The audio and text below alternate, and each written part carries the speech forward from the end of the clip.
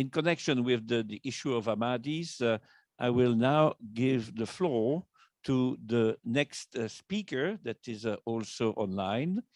Akmal Bhatti is based in Pakistan. He's a lawyer, okay, lawyer, chairman of Minorities Alliance in Pakistan.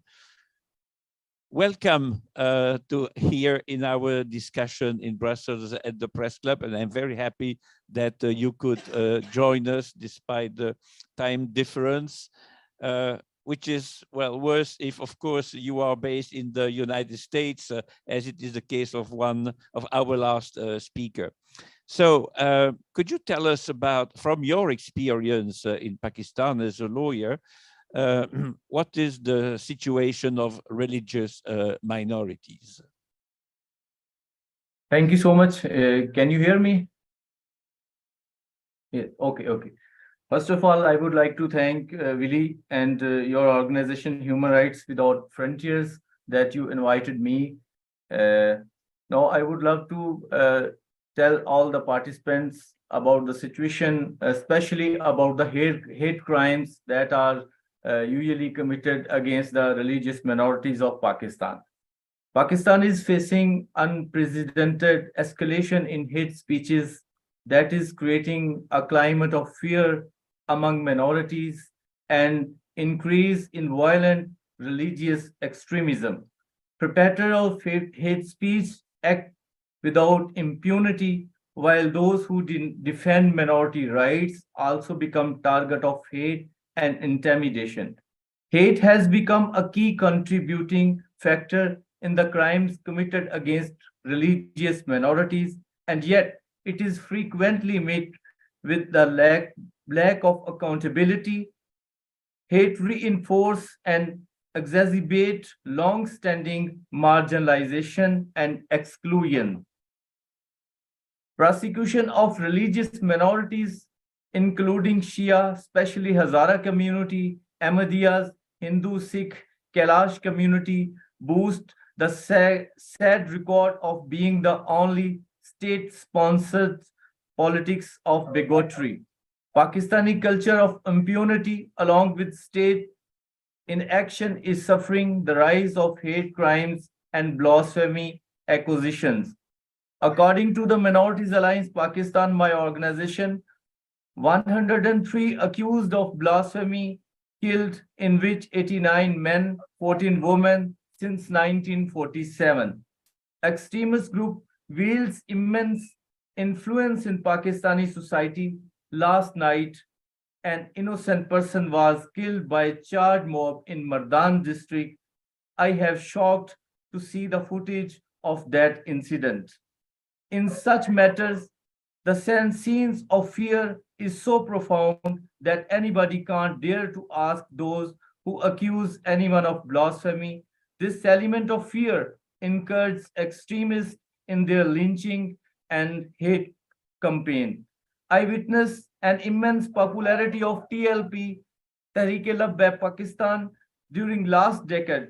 That far-right group fiercely opposed any change to these sensitive religious laws. From violent attacks to social exclusion and harassment, minorities are facing discrimination daily. Victimization particularly add layers of jeopardy for minorities, women and girls. This ranges from social exclusion and stigmatization to violation, including abduction, statutory rape, grooming, forced conversion, and underage marriages.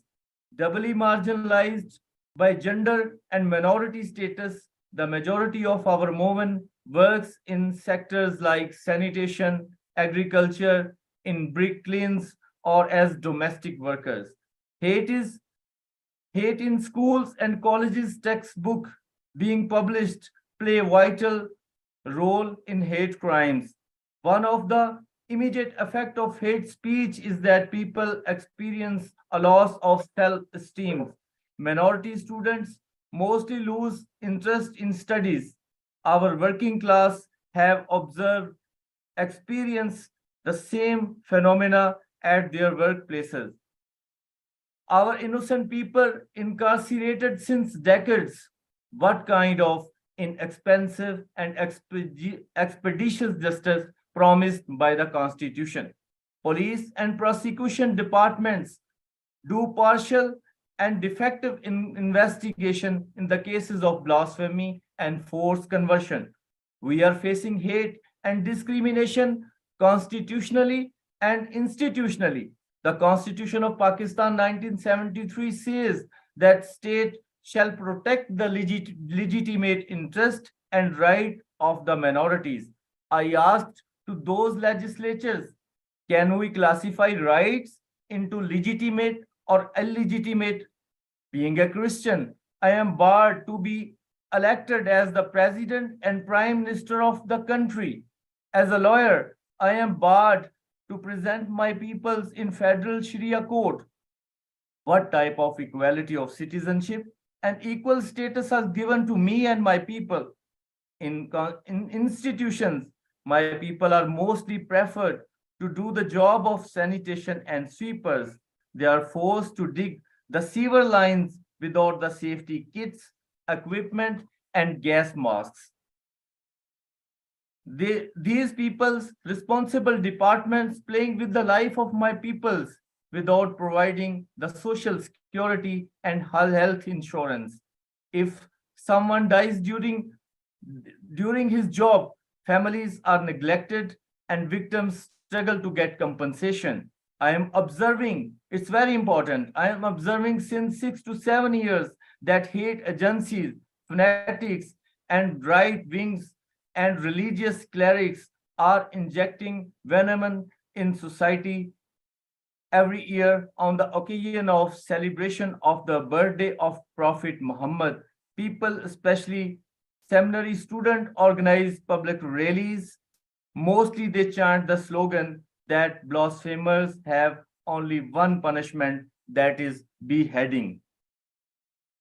Young fellow and kids every day chant this slogan in streets and markets, but nobody is taking the notice. Yesterday, we commemorate Catholic Bishop John Joseph's on the 25th martyrdom anniversary. He sacrificed his life in 1998 in front of the main gate of the Session Court Sahiwal. This court sentenced death penalty to Ayub Masih, accused of blasphemy. Bishop John was my village fellow. My predecessor, my uncle Shahbaz Bhatti was gunned down in March 2nd, 2011, fighting against these draconian laws. We are facing challenges while struggling against blasphemy law. But believe me, we are committed with our cause. I will not keep silent against brutalities and atrocities. I will not keep silent against victimization, persecution of my people. I will not get silent against forced conversion of minor girls and misuse of blasphemy law. I appeal to all of you for prayers and support, and I urge to all of you that stand with us against these discriminatory law. I must end with the holy verse from Holy Bible, the book of Matthew chapter 10. And you will be hated by all from my name's sake, but the one who endures to the end will be saved.